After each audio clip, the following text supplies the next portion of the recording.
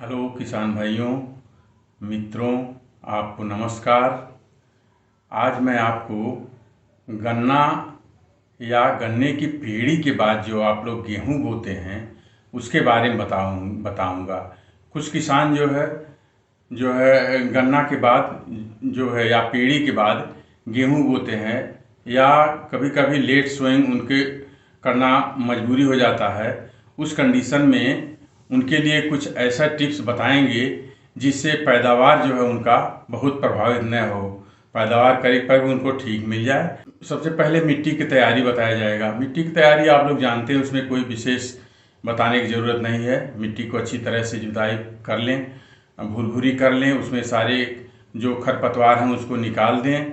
निकालने के बाद जो है उसको भुरभुरी करने के बाद आपको जो है उसमें गोबर की सड़ी खाद अब अच्छा डाल दीजिए।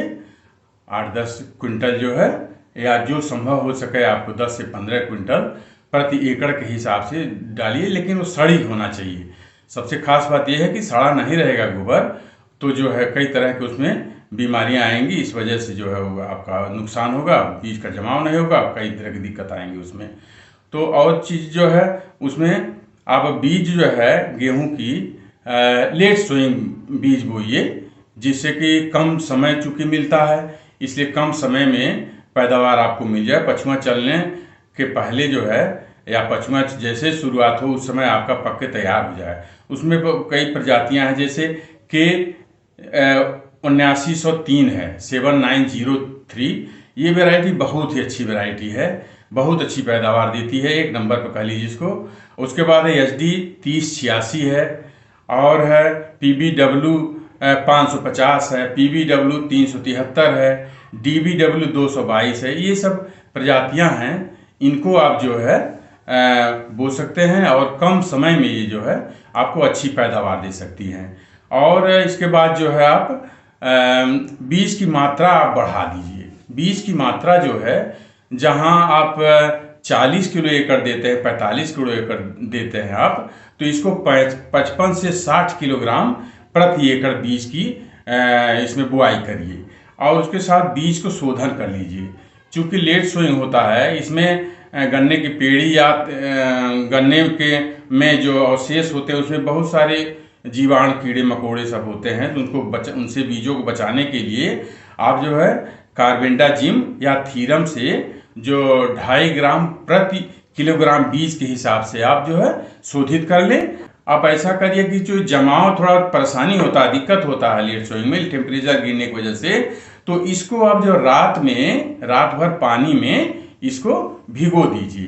पानी में भिगोने से इसके जो एम्ब्रियो हैं वो जो है सक्रिय हो जाते हैं और जमाव जल्दी हो जाता है। इसलिए आप जब पानी में भिगो देंगे तो रात भर पानी भिगो रहने दीजिए। और उसी में जो ट्राइकोडर्मा, पानी में जो भिगोए हैं आप, उसी में ट्राइकोडर्मा 5 ग्राम प्रति किलो के हिसाब से जो है ट्राइकोडर्मा आप डाल दीजिए। उसमें थोड़ा सा गुड़ मिला दीजिए जिसे चिपक जाए जो इस तरह। और पानी में जब रात भर भीगा रहे, तो जब रात भर भीगा रहे तो आप बोने से 2 से 3 घंटा पहले आप पानी में से निकाल लीजिए, जिसे थोड़ा सा थोड़ा सा वो उसका पानी उस पर से हट जाए और बीज जो अलग अलग हो जाए।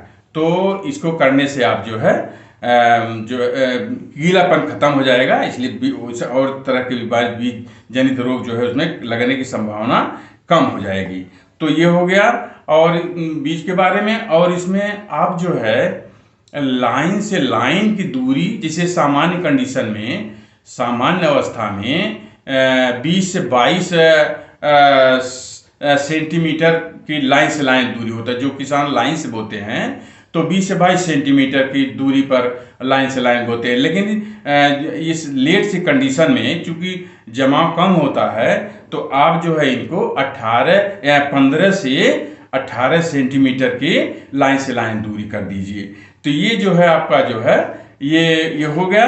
अब इसके साथ साथ जो है यूरिया आप जो है 15-15 दिन के अंतराल पर छिड़किए। जैसे आप खाद तो आप जानते हैं कि पूरा आधी यूरिया, पूरी डाई और पूरा जो है पोटास आप जो है बुआई के समय देते हैं।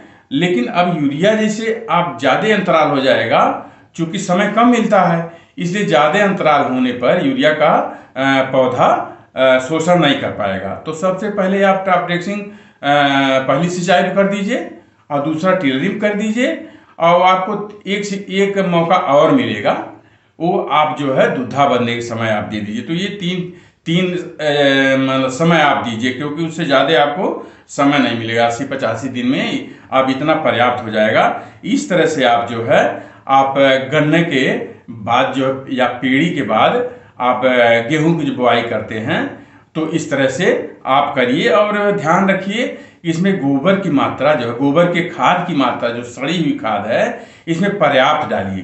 पर गोबर के मात्रा सड़ी खाद की मात्रा ज़्यादा डालने से पौधे में ज़मीन में गर्माहट आती है, जिससे जमाव जो है बीजों का वो अच्छा होता है, जमाव अच्छा होता है।